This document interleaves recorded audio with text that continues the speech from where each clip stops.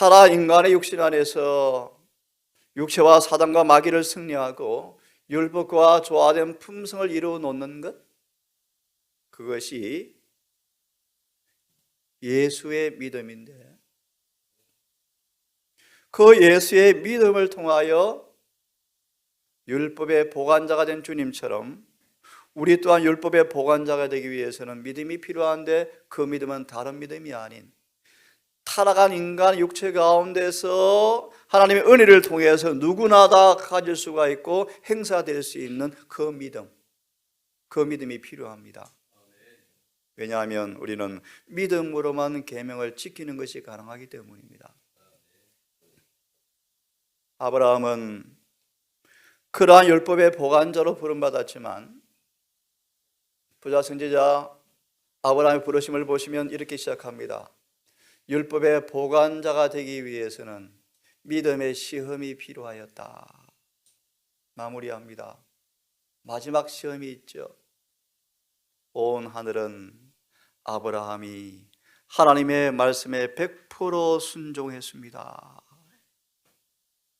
사단이 아브라함이 하나님과 언약 관계에서 믿음으로 순종하지 못한 점들을 들어서 아브라함도 하나님의 축복을 받기에 부당하다고 참소했던 비난이 마침내 믿음의 시련을 통하여 불로 없어질 금보다 귀한 믿음이 만들어진 아브라함에게, 좀 더 쉽게 말하면 드디어 아브라함이 온 마음과 의지와 애정을 하나님께 헌신하고 바치자 아브라함 마음을, 시대의 소망에서 아브라함 마음을 당신의 마음으로 간주하시고 아브라함의 마음을 예수의 마음과 섞어버리셔서, 다시 말하면 아브라함의 마음을 예수의 마음으로 재창조해 버리니까, 아브라함아 내 사랑하는 독자 이삭을 바치라.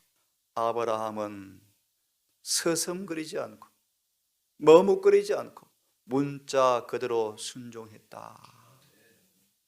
신명기 6장 9절의 말씀, 이것이 바로 믿음으로 말미암은 의다. 믿음으로 말미암은 의란 우리의 마음이 믿음으로 말미암아 주 예수를 마음에 모시니까 내 마음이 예수의 마음과 합쳐져 버리니까 예수의 생애에 나타난 순종이 나오는데, 아브라함처럼 독자 이삭을 바치라는 요구 앞에도 아브라함 뭐 했더라? 순종했더라. 이것이 뭐다? 의다. 마무리하면 온 하늘은 탐복했죠. 아브라함의 확고부동한 순종을 통하여 사탄의 비난은 근거가 없으며, 누구든지 예수 그리스도를 구주로 모신 사람들은 그들의 삶 속에 율법을 순종하며 지키는 것이 가능한 사실이 드러나므로, 들어보실래요? 구속의 경륜은 더 완전해졌다. 여러분, 구속의 경륜은 무엇입니까? 짧게 요약합니다. 우리가 예수와 하나가 되기 위해서 계명을 지키는 것이 구속의 경륜이에요. 얼마나 간단합니까? 자, 이 아침 다시 한번 기억을 다시 한번 회상하는 의미에서 잘 아시는 말씀을 두 개 읽어드리고 말씀을 드리겠습니다. 우리는 지금 대속죄일에 살고 있습니다. 여러분 잘 아시죠? 대속죄일에 사는 이스라엘 사람들의 의무가 두 가지가 있습니다. 이걸 하지 아니하면 끊쳐서 죽임을 당했거든요. 무엇입니까? 마음을 괴롭게 하고, 들으셨죠? 대속죄일에 구약 이스라엘 사람들이 마음을 괴롭게 하지 아니한 사람들은 제비를 뽑아서 당첨되면 끊쳐서 돌로 쳐 죽였어요. 우리에게 말합시다. 우리에게 적용돼서 마음을 깊이 살펴야 합니다. 시편 139편 23절처럼 하나님이여 내 마음을 살피사 나를 시험하시고 내 생각을 시험하사 내 생각에 어떤 것이 숨어 있는지 좀 알게 해 주십시오. 내 마음과 생각이 어떠한 것인지 나를 살피시고 시험하여 주셔서 내게 무슨 악한 것이 있는가 나를 인도해 주시고 깨끗게 하셔서 나를 영원한 길로 인도해 달라는 기도가 지금 우리는 날마다 이루어져야 합니다. 지금은 대속죄일이다. 우리는 자신의 의로 겉옷을 삼지 말고, 중요한 말씀이죠, 개인적으로 죄를 고백하며 용서를 구하고 우리의 혼이 하나님의 형상을 반사하도록 준비하는 일에 주님과 협력하는 자로 발견되어져야 한다. 두렵고 떨림으로 이런 마음으로 구원을 이루기 위해서 주님과 연합하지 않은 사람들은 하늘의 성소의 저울에 달아보니 부족하다라는 판결을 면치 못할 것이다. 하나 더 말씀을 또 드리겠습니다. 우리는 매일 주님과 동행해야 하며, 가리엘권 182페이지 말씀, 예수님을 더 잘 알기 위해서 순종하는 생애를 살아야 하고, 중요한 말씀이죠. 여러분, 믿음이 깊어진단 말의 의미가 뭔지 아십니까, 여러분? 믿음은 순종을 낳습니다. 잘 들으세요. 믿음은 순종을 낳습니다. 순종이 이루어지면 예수를 더 깊이 알아집니다. 그 믿음도 더 잘합니다. 맞습니까? 맞아요. 믿음은 순종을 먹고 자랍니다. 순종이 없는 믿음은 가짜 거짓 믿음이에요. 믿음으로 순종하면 믿음의 우물이 점점 깊어져서, 여러분, 믿음으로 순종하면 순종하는 자가 뭘 마시고 사는지 아십니까? 예수의 품성이에요. 품성. 믿음으로 순종하면 순종하는 자만 알아지는 그분에 대한 지식이 점점 깊어져 가요. 이것이 성화죠, 성화.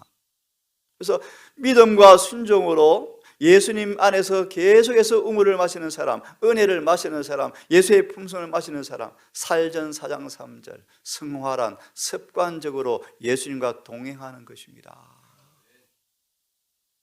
참된 성화의 표가 뭔가? 날마다 시간마다 죄에 대해서 죽는 것입니다. 자, 다시 한번 읽어드립니다. 우리는 날마다 순종해야 하며 동행하며 살아야 하며 예수를 더 알기 위해서 순종하는 생애를 살아야 하고 예수의 피를 가지고 지성소에 들어가는 의미를 배워야 하며, 여러분 너무너무 놀랍죠? 우리가 하늘에 승천하려면 용서 정도가 아니고, 여러분, 우리의 죄가 도말되어야 돼요. 맞죠? 도말되어야 돼요. 이른비를 통하여 죄가 용서받고, 이른비를 통하여 죄를 이기고, 이른비를 통하여 더 이상 그 죄에 대해서 넘어지지 않는 승리를 경험할 때, 좀 더 한마디로요, 정말 이 사람은 상록수구나, 종려나무구나, 백향목이구나.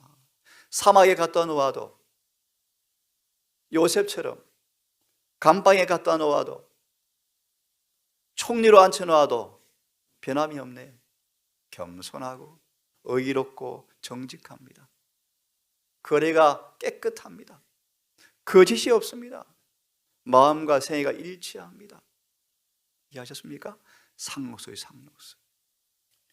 예수의 피를 힘입어서 지성소에 들어간 말의 의미를 배우라.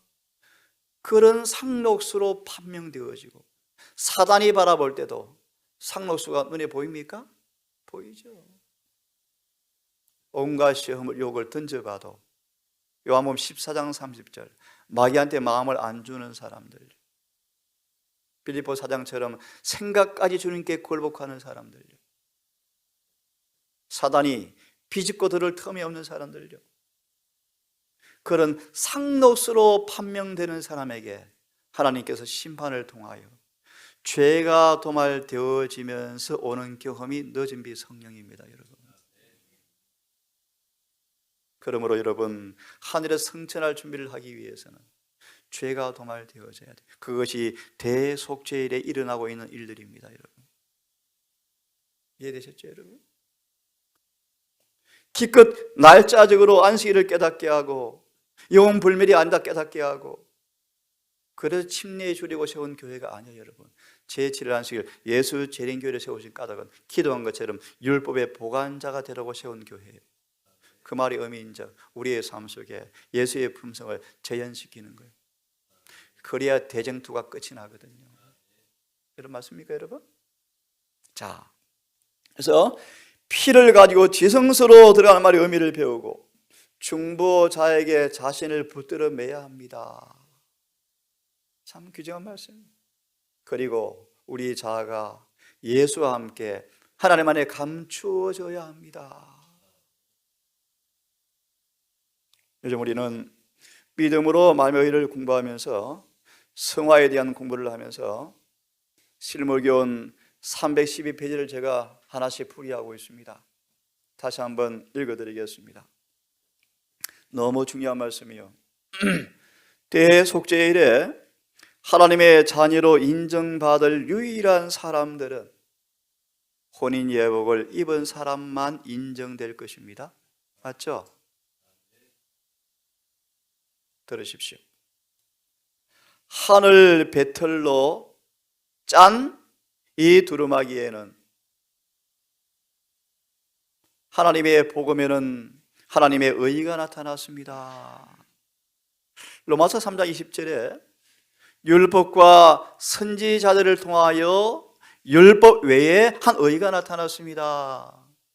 좀 더 쉽게 풀이하면 아담과 하와가 타락한 이후에 빛의 옷이 사라져서 무더기 무화과 잎으로 입었던 그들에게 다시 에덴에 돌이키기 위해서 타락 전에 원래 입고 살았던 그 빛의 옷을 예수님께서 만들어 놓으셨어요. 그 예수님께서 어디에서 만들었는가? 하늘의 아버지께서 만들어 주신 옷을 만드는 기계에서 만드셨어요. 기계가 뭔가? 타락한 인간의 몸이에요. 기가 막힌 얘기죠 여러분. 히브리 10장 5절의 말씀. 하나님께서 나를 위하여 한 몸을 예비하셨습니다. 한 몸. 처음 듣는 분 들으십시오. 한 몸이 어떤 몸인가? 사단이 열중샷하고 머리 기대고 잘 뻔했대요. 무슨 말인가 하면 하늘의 천사들도 타락시켰고 타락 전에 아담도 타락시켰는데 4,000년간 타락해버린 인간의 몸으로 오시는 예수쯤이야 식은 죽먹기지라고 생각했대 사단이. 그런 몸에서 이것이 하늘의 배틀이라는 뜻이 하늘의 배틀. 이런 배틀에서 예수께서 기가 막힌 옷을 만드셨는데 그 옷이 뭐라고요? 흠도 점도 없는 죄가 없는 품성을 완성해 놓으셨어요. 이것이 하나님의 의가 나타났다 그런 말이에요. 왜요? 우리에게 입혀주셔서 하늘에 데려가려고요. 이 대속죄의 일에 이 옷을 입지 않은 사람들은 한 사람도 하늘에 갈 수가 없습니다. 여러분 기가 막힌 얘기 아닙니까 여러분? 이 하늘의 배틀에서 우리도 믿음과 순종으로 예수의 손이 우리 마음과 생각에 마음껏 날줄과 쇠줄 옷감을 짤 수 있도록 매일 순종하여 내 안에도 예수께서 당신의 품성을 짜 넣도록 매일 순종하셔야 돼요. 그래야 구원이 이루어져요. 여러분 한 단어 한 단어가 의미가 너무너무 깊어요. 여러분 갑자기 다시 기억이 납니다. 예수께서 오시는 시간이 언제입니까 여러분? 깜깜한 밤중이. 마태복음 25장 1절부터 이하의 말씀. 신랑이 밤중에 올세 맞나요? 더디 올세 지치야 할세. 밤중에 소리가 나서 가로되. 왜 밤중이죠? 왜 밤중이죠? 저는 개인적으로 대쟁투를 보니까 문자적으로 밤중이에요. 영적으로 말씀드리죠. 밤중이란 말의 의미는 뭐냐면 교회가 세상에 깊이 빠져 있을 때 그런 뜻이에요. 예수를 믿는 사람들이 재림이 지체되어지자 생계 때문에 돈 버느라고 바쁘다 그런 뜻이에요. 그것이 졸며 잘세라라는 뜻이에요. 생각보다 주님께서 늦게 오시자 우리 마음이 자꾸 세상으로 빼앗겨요. 이것이 존다 뜻이요 잔다 뜻이요. 근데 그 잠이 어느 정도 깊은가? 너무 깊은 밤이 되어서 밤중에라는 뜻이.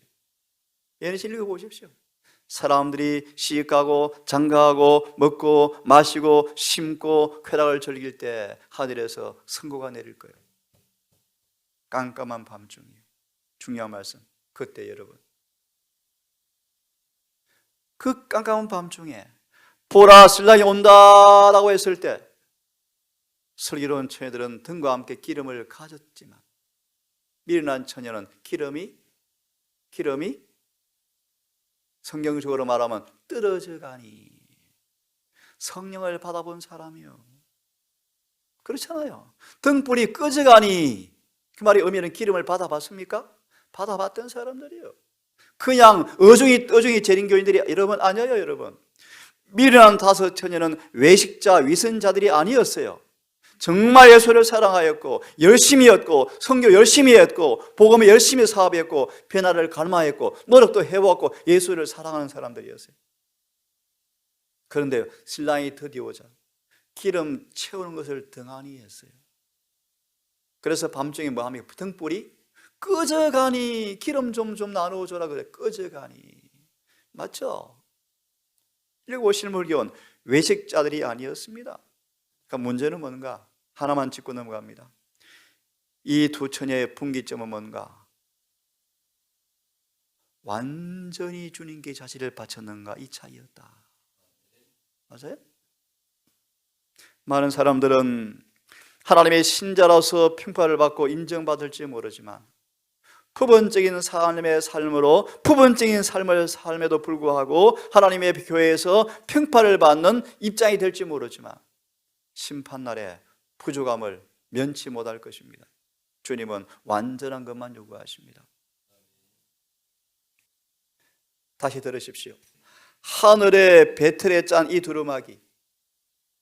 이 말씀 참 공부할 시간이 많아요. 그죠? 우리는 신의 성품에 참여하지 아니하면 구원이 없어요. 구원이 없어요. 다시 말하면 예복을 입어야 돼요. 자, 들으십시오. 하늘의 배틀에 짠 이 두루마기에는 사람이 만든 실에 한 올도 섞이지 않는다. 그렇죠, 여러분? 그렇죠.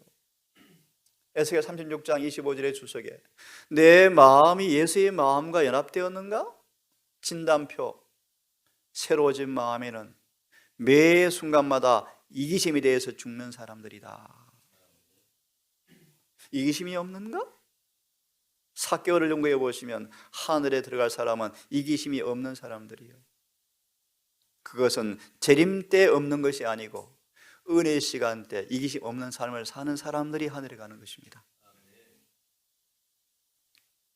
자, 인성으로 나타나신 예수께서는 완전한 품성을 나타내셨고, 그래서 아시죠 여러분? 예수께서 창세기 3장 15절 30년간의 매 생의 발걸음마다 사탄이 전쟁을 걸어왔지만 상하고 터지고 맞고 매맞았죠. 예수님께서 집에 들어오면 괴롭고 나가도 괴로웠죠. 동네 나가도 괴로웠죠. 교회 가도 괴로웠죠. 사단이 예수의 생애를 계속 괴롭혔어요. 계속해서. 그죠? 순결하고 무구하고 순전하고 거룩하고 흠이 없는 그 예수의 생애를 알면서도 끊임없이 예수를 괴롭혔죠. 예를 하나 들면요, 요셉의 아들들이 예수를 그렇게 괴롭혔어요. 왜요? 시대의 소망에 나오지 않습니까? 예수의 생애는 그들의 표준이 아니었다. 예를 들면 아벨의 의로운 삶이 가인의 마음을 자꾸 괴롭히는 거예요. 이해되셨죠 여러분? 그래서 계시록 12장 17절 핍박이 온대요. 다시 말하면 예수의 모든 생애는 저와 여러분이 하늘에 갈 수 있는 필수 자격증, 예복을 만드시는 삶이었는데 그 예복을 더럽히고 못 만들도록 사단이 발걸음마다 전쟁을 걸어왔습니다. 방금 예를 들었죠? 요한복음 1장과 1절에 13절 주석에 보시면요, 예수님은 살기 위해서 도망 다니셨다. 몇 명의 여자들의 수발 외에는, 봉사 외에는 예수님께서 도움을 받은 적이 없었다. 그런 집이 없었고, 돈이 없었고, 친구도 없었고, 교회가 목사가 괴롭히고, 집에 가면 심지어 계시받은 마리아까지 가끔씩 흔들려요. 저 예수 메시아 맞는데 아닌 것 같아요. 헷갈려요. 참 기가 막힌 얘기 아니에요, 여러분. 하지만 예수님은 30년간 이 땅에 살면서 한 번도 범죄하지 않고 승리하셨어요. 그 옷을 우리에게 입혀주는 것입니다, 여러분. 여러분 이해하시겠습니까, 여러분? 그 사단이 화가 엄청 났죠. 아이, 식은 죽 먹긴 줄 알았는데요, 타락해, 4천년간 타락해버린 유전 법칙까지 예수님은 인간 족보 유전을 그대로 물려받고, 히브리 2장 14절, 어느 누구도 우리 아버지는 못 배웠어요, 우리 아버지는 뭐하세요, 깡패요, 절도요, 강도였어요, 그런 아버지 밑에 자라서 난 어떻게 그런 생애를 사는 것이 가능합니까? 라고 아무도 변명 핑계하지 못하도록 예수님은 그런 혈통을 가지고 태어나셨지만 하나님의 능력을 통하여, 믿음을 통하여, 성령을 통하여 그런 인간일지라도 죄를 짓지 않고 사는 것이 가능한 사실을 그분이 다 보이셨어요. 그러자 마귀가 화딱지가 나가지고 그 다음 목표를요, 유대인들에게 딱 목표를 돌렸어요. 예수는 그렇다 치자, 그러면 예수를 믿는 사람들을 괴롭혀서 죄를 짓게 만들자. 이것이 마귀의 공격 목표예요. 지금 사단은 제7일 안식일 예수 재림 교회가 공격 목표예요. 개신교회는 이미 타락한 바벨론 되었어요. 귀신의 처소가 되었어요. 근데 이런 바벨론 교회한테 우리 이단 아니야, 이단이라 좀 말하지 마, 불쌍한 처지가 되어서 재림교회가, 제7일 안식일 예수 재림교회 외에는 교회가 없어요. 이 교회만 진짜 교회예요. 우리는 성경대로 안식일을 지키셔야 돼요. 성경대로 안식일을 준비하고 성경대로 안식일을 지키셔야 돼요. 안식일은 거룩한 날이에요. 거룩하지 못한 것은 죄예요. 예수께서 그런 인성으로 나타나신 예수께서 완전한 품성을 나타내셨고, 기가 막힌 말씀 아니에요? 이 품성을 우리에게 나누어 주신다. 이게 복음이요, 복음. 이게 복음이에요. 어떻게 나누어 주십니까? 칭의와 성화를 통하여, 용서와 도마를 통하여, 매일의 봉사와 연중 봉사를 통하여, 특별히 하나, 성령을 우리에게 주심으로, 성령을 주심으로 당신의 품성을 우리에게 나누어 주신다. 그래서 이름이 늦은비란 말의 의미가 뭐냐 하면, 내 이름을 받는다? 아, 기도하니까 막 귀신이 쫓겨나네? 그것은 중요하지 않아요. 그것이 아니고 성령을 받는 명백한 표준은 우리의 품성 예수를 닮아가는 거예요. 자, 그러면 우리가 어떻게 예수의 품성이 입혀지는가? 기가 막힌 말씀이죠. 우리가 우리 자신을 예수께 다 바치면, 신명기 6장 9절, 순종하면 사단은, 인간은 더 이상 순종할 수 없다고 호언장담하였다. 맞죠? 타락해버린 인간은 절대로 율법과 일치하는 순종은 불가능하다는 마귀의 말이 맞아요. 그런데 마귀가 모르는 게 하나 있어요. 다시요. 타락해버린 인간은 인간 스스로의 힘으로 율법을 지키는 것이 불가능한 사실은 100% 맞아요. 근데 마귀가 모르는 게 있다니까요. 회개하고 죄 사함을 받으면 율법을 지키는 것이 가능한 사실은 마귀는 몰라요. 이해하셨어요, 여러분? 그래서 여러분 회개하셔야 돼요. 회개. 죄 사함 받고 거듭나면 율법이 지켜지게 돼 있어요. 요한 13장 34절의 말씀, 우리의 마음, 예수의 마음으로 연합된 사람들은 분리와 쟁투를 싫어하고 시기를 거절하고 사단이 그들에게 들어올 틈이 없을 것입니다. 왜요? 사랑으로 충만해지니까요. 우리가 우리 자신을 그분께 완전히 바치면, 순종하면, 순종이란 우리 의지를 주님께 연결시키는 것입니다. 그렇죠? 순종은 내 의지를 그분께 연결시키는 거예요. 38년 중풍병자에게 일어나 걸어가라고 말하자 의지가 승낙하고 믿음이 예수의 말씀을 붙잡아 버리자 신경과 근육이 응답했다 그러죠. 다시요. 중요한 말씀 여러분.